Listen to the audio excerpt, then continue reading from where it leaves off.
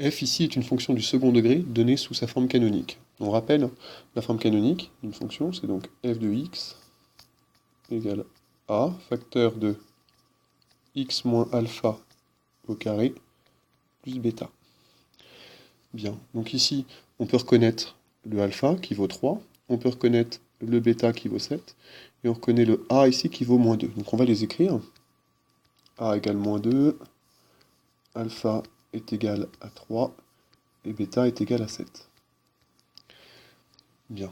Que veulent dire ces coefficients?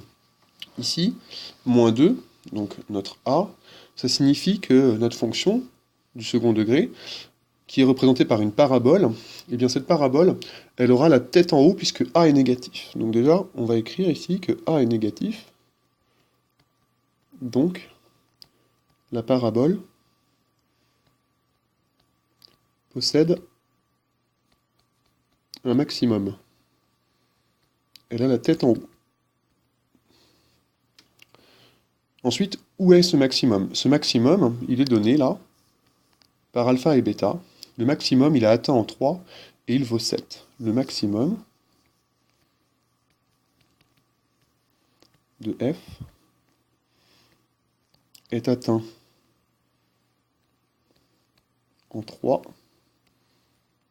et il est égal à 7. C'est-à-dire que f de 3 égale 7, et c'est le maximum de cette fonction.